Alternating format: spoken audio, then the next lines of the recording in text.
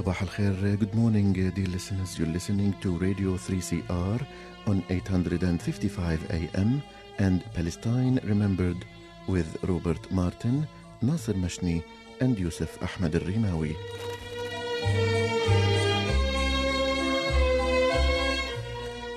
Palestine Remembered is Australia's only English-language radio program that is totally dedicated to Palestine. We'd like to welcome those listening on 855 and those that will join us on podcast at 3cr.org.au.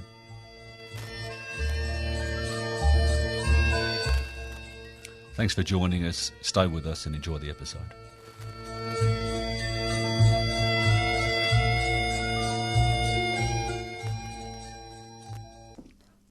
Good morning, listeners. NASA joining you live from the studio today.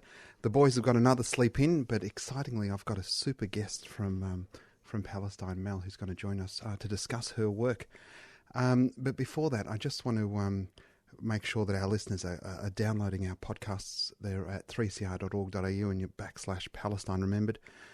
Some great stuff. Then we've had a lot of positive comments from our work dissecting Trump's peace plan. But over to our guest here, we've got Mel, who's an Australian woman and a fantastic human being and someone with a really, really fabulous story she's going to share with us. So welcome, Mel. Hi, Nasser. Thanks for having me. No, thank you. Now, Mel, you're a lawyer, yes, and you've had a fantastic journey, a human rights journey. And as a Palestinian, we always appreciate the solidarity, not only of brown people, because it's easy for Nasser, the Palestinian, to empathise with somebody from West Papua, for an Indigenous boy or girl. Those with privilege, and we'll call it what it is, white privilege, that choose to advocate for those that are oppressed, whether it be whatever minority or Indigenous people, and obviously for Palestine Remembered, for Palestine. When people use their skills, their privilege to advocate and help the Palestinians, it's something that we truly love. So why don't you tell us how your initial story, about where you were and how you got to Palestine, because it's really cool. Oh, gosh. Okay. So I'm a human rights lawyer and I've worked in the law on and off for about 10 years. And I started out as a legal aid lawyer working in human rights, and that took me on a journey to London, and then I somehow, on a whim, ended up in East Timor, Timor-Leste as it is actually called. And I spent 2.5 years there working with Timorese activists in the oldest human rights organisation in Timor-Leste. And really, I have to say that they taught me everything that I really understand about the world. I'm still in contact with them and I still try to get back to Timor on a fairly regular basis. And they really opened my eyes to the struggles of oppressed people. Obviously, the Timorese themselves were occupied and oppressed for a very long time by the Indonesians, but they introduced me to the struggle of the West Papuans, of Western Sahara, that sort of thing. And actually, it sent me back to Australia. I didn't want to become that Westerner that was just travelling around the world, working for the United Nations, not really understanding people.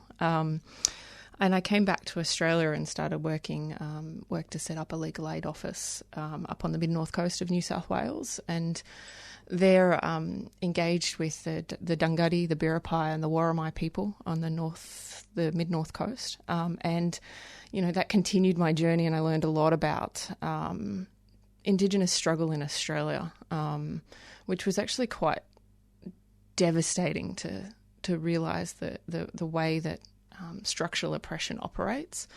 That work, I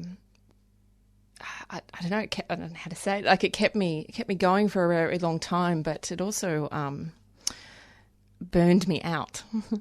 And on a whim, I decided in my burnout to go on a holiday to Palestine. As you do, the Westpac. So a logical place to end up. You open up the brochure and see the sunny beaches and what are those drinks with umbrellas in them, and you go, you know what, that's the place I've got to go, Palestine. Absolutely. And to be honest, I mean, it seems a strange choice, but I couldn't have picked a better place to go. And that seems a strange thing, but the West Bank is... I find it a really hard place to talk about and Palestine in general, a hard place to talk about, because it is actually a really beautiful place, and the people are amazing. The culture is incredible, the hospitality. But at the same time, I don't want that to take away from the reality as well. And it's hard to get this balance between the two. But I turned up in the West Bank on my relaxing holiday, and I randomly happened to meet a Palestinian, which is so out of character for me. It feels odd saying that, but I met him. He was working at the Banksy Hotel, which, if you're Palestinian, you probably know it. It's we could probably talk about the Banksy Hotel a little. If we have time, we'll come back to that. But let's, because I mean, Mel, the reality is you've given up privilege, the opportunity to live a wonderful life. You know, using your skills to help and advocate for oppressed minorities around the world, but then ended up arguably in the worst place for the level of oppression that exists. And then you've gone from white girl from Australia to proper Palo. So let's go into... Dahisha refugee camp. In Bethlehem. In Bethlehem. That was interesting. I didn't really know what I was getting myself into, but I wouldn't say... I mean, yes, there is an element of giving up a lot of privilege, but at the same time, I got a hell of a lot back. I didn't for a second regret it. It was the best decision I've ever made in my life. Dahisha, although it was interesting when I got to Palestine, what other fellow Palestinians would say when I said I, was dating this guy from Dahisha camp, and people were like, why Dahisha? What are you thinking? Why would you go to Dahisha's scary? I've never stepped into Dahisha. And this was quite interesting to me because my only experience of Dahisha was that it's a community. It's almost like a giant family. So to explain a little bit about Dahisha refugee camp, Bethlehem has 3 refugee camps there, Aida, and Dahisha. And they've been there since 1948. Most of them are refugees from the southern villages of Jerusalem who were ethnically cleansed from the land in 1948. And they live to this day in these camps. They're not what, the ordinary Australian might imagine a refugee camp to look like because they've been there for 72 years. They are built up areas of Greater Bethlehem, but you can always tell when you see a refugee camp, the density of the housing. Lack of open space. Lack of open space. The people are on top of each other, the electricity wires that are just running absolutely everywhere. But there's 16,000 people that live in Dahisha camp. It's probably going to get this slightly wrong, but it's only about a square kilometre or 2 square kilometres. It's a tiny space, but it's like one giant family.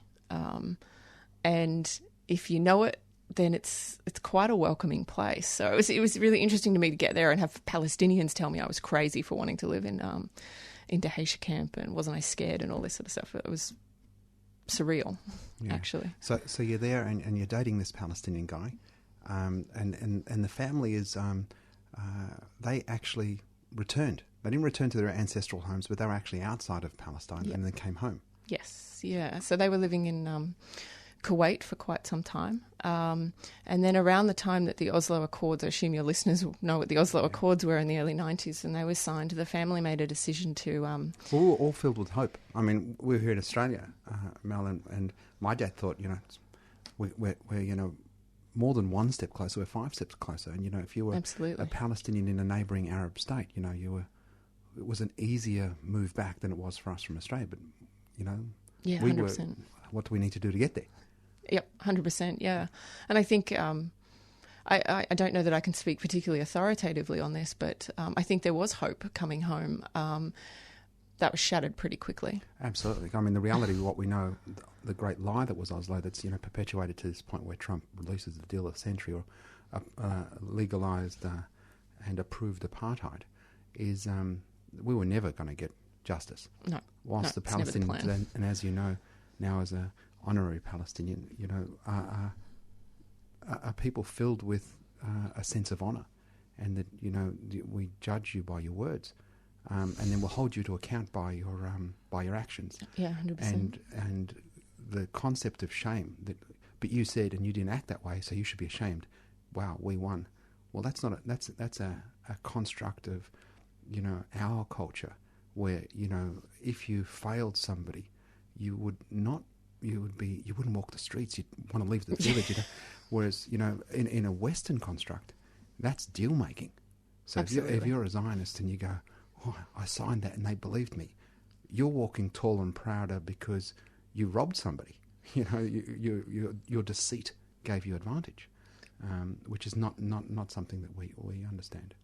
No, and it's interesting you should say that, because I feel that's sort of obvious when you travel around all over Palestine. If you go into Jerusalem, there's such a sense of difference in the energy and the culture of the two communities we're talking about, the Israeli community and the Palestinian community. And I think that kind of attitude is so clear when you're traveling around. Mm-hmm.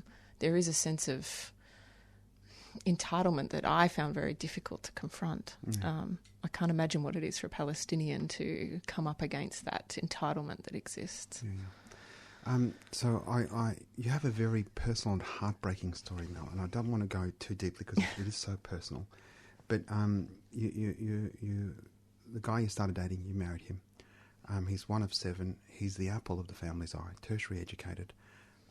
Due to his actions, can't get work. Has significant health challenges. At his brother's wedding, dances himself to death, has a heart attack and dies. So not only have you gone to Palestine and given up your privilege and become a Palestinian, you've also become a widow. So you've lived that a very real Palestine. And in honour, I mean, I know that you had your job and you're international. You're a human rights lawyer and you're working with BADIL, who are a fantastic resource for the Palestinians. And BADIL does a lot of work, and people can go to badil.org and download some of the very impressive legal papers and briefings that you produce. The most recent one, obviously, is to deal with the Trump plan. But BADIL's work particularly is around refugees, about right of return. Yep. So perhaps you can tell us a bit about your work. So BADIL is a job my husband actually got me as a refugee himself. That's how it works.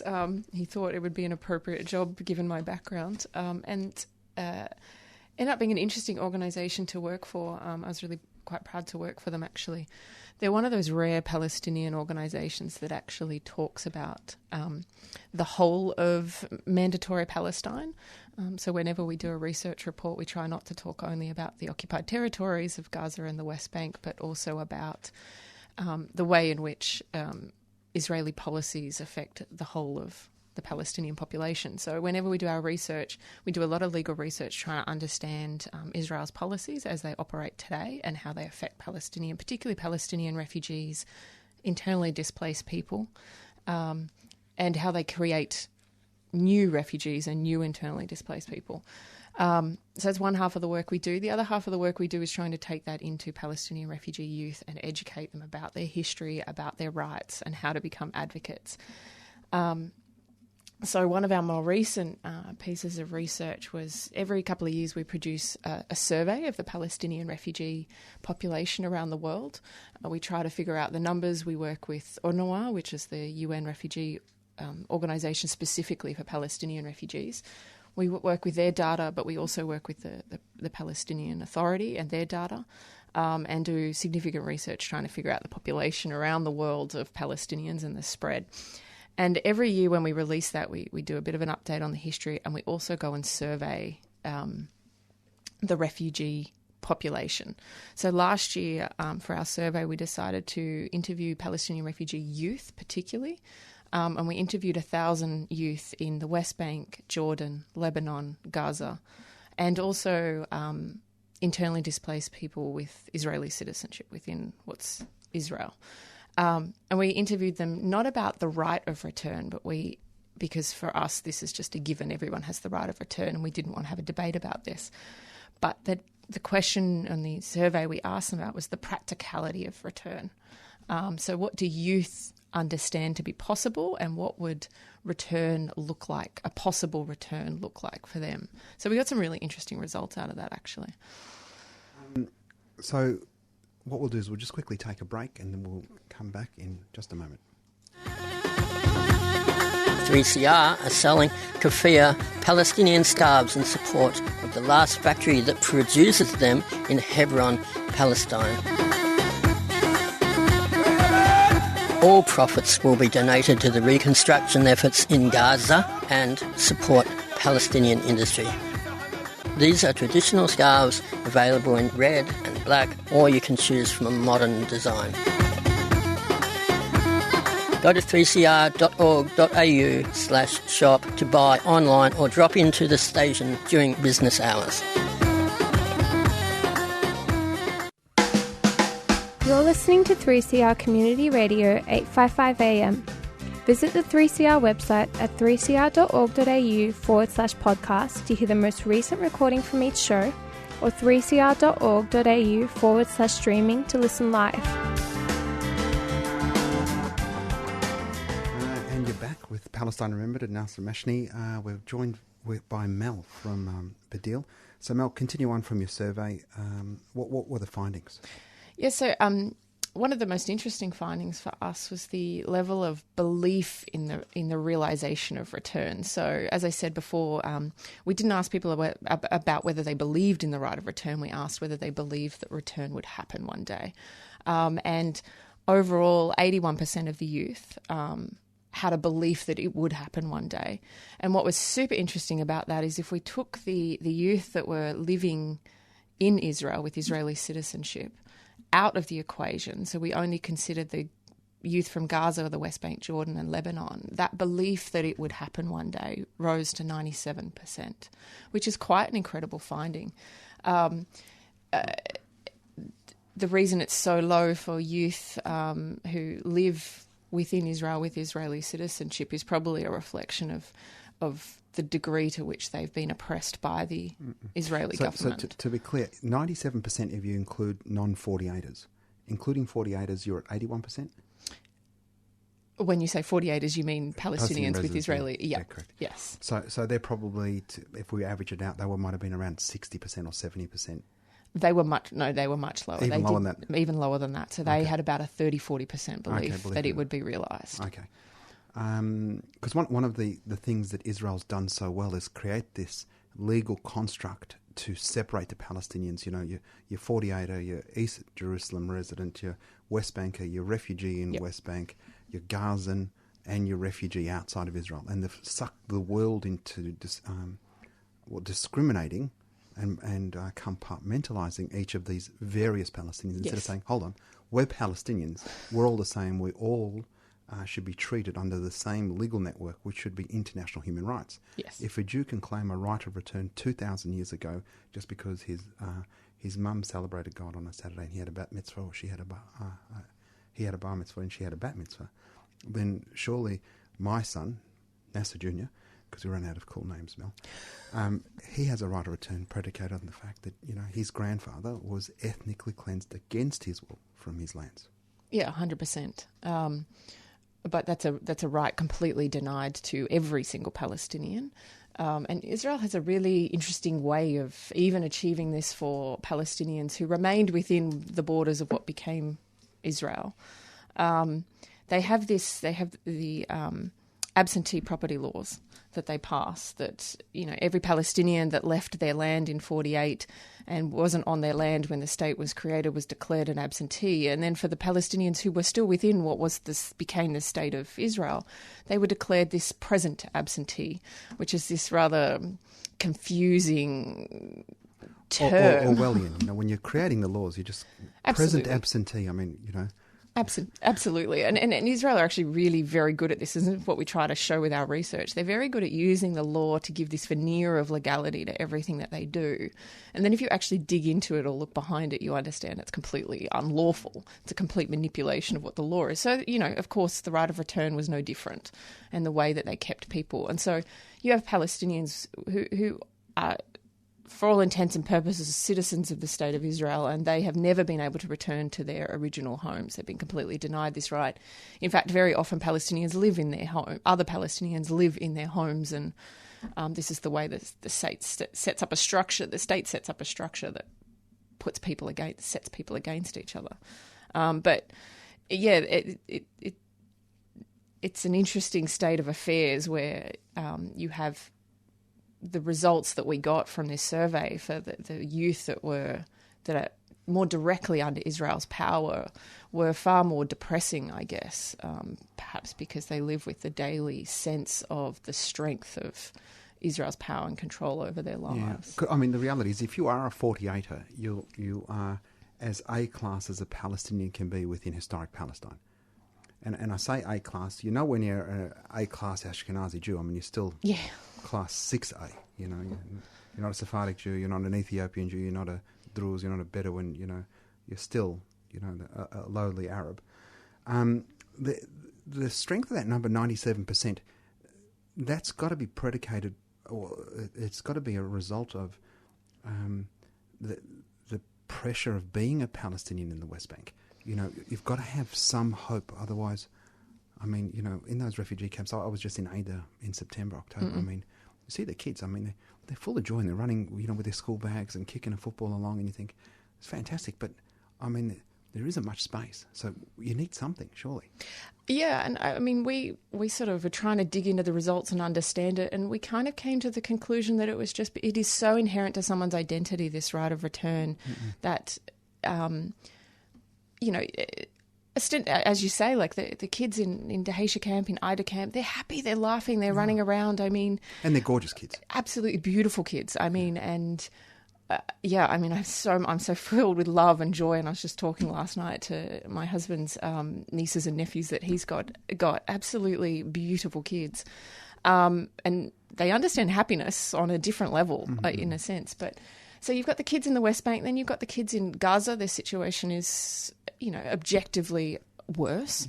Lebanon is also similarly really, really oppressive and really, really difficult for Palestinian refugees. And Jordan, there's a perception, I don't know how accurate it is really, that the situation for Palestinians in Jordan is better. And yet the results that we got across the three areas didn't reflect any particular trend. It wasn't, you know, we didn't believe, the results didn't show that this was sustained, this belief in that return would be realised was sustained because of the humanitarian situation or the human rights or the fact that they don't have citizenship. It's not sustained by these factors, which is something America and Israel try to say, is that this belief, UNRWA, and the fact they stay as refugees is what sustains this belief in return. And we sort of said the results don't bear that out.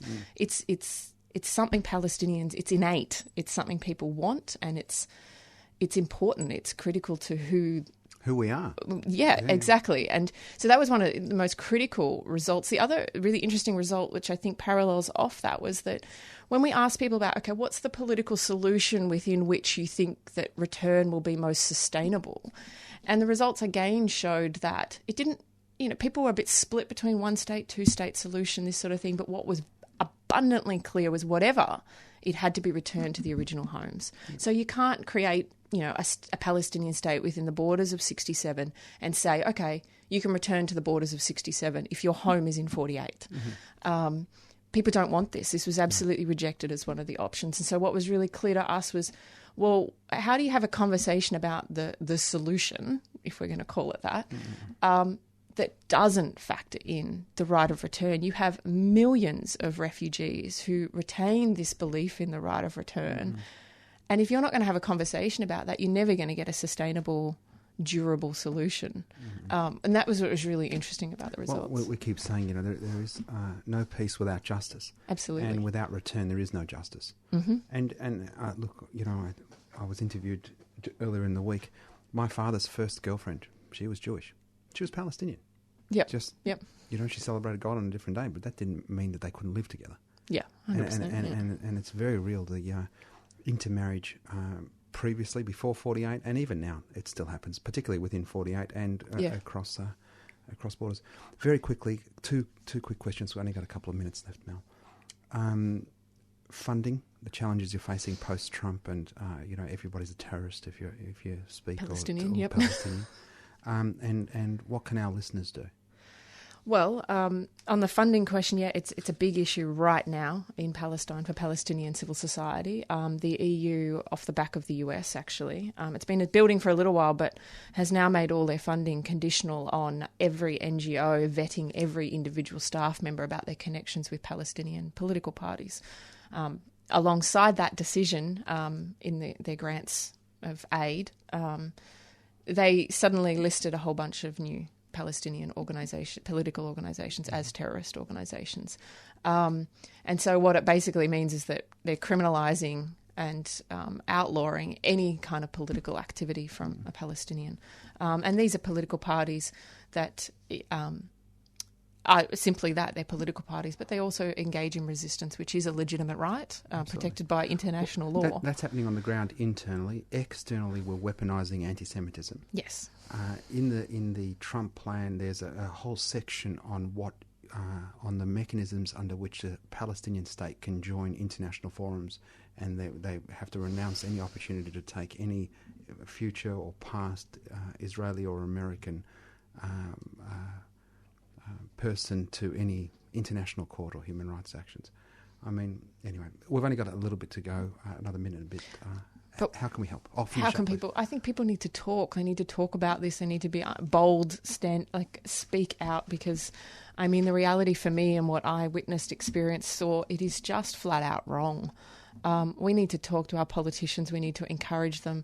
We need to have real conversations about the issue of anti-Semitism is real, but we also need to confront false allegations and be bold in the face of that, because Palestinians have a right to equality, to be treated as human beings, to be seen as human beings. And what is happening is just, there is absolutely no justification for it whatsoever. And so I feel urgently compelled to speak out and speak up. And I think every single one of us needs to start saying that this is not okay. And we're not going to stand for it, and then create the space for Palestinians to step up and actually have a conversation about how do you resolve this. Fantastic. We've been joined by our undercover sister, Mel, from Palestine. Thank you so very much for sharing your story with us. Stay tuned, listeners, for our next show, the next show at 10 o'clock, the Radioactive Show, and be sure to tune in next Saturday for Palestine Remembered. Thanks for listening. I've been moved by the wind upon the waters and the shadows as the leaves are blown. When that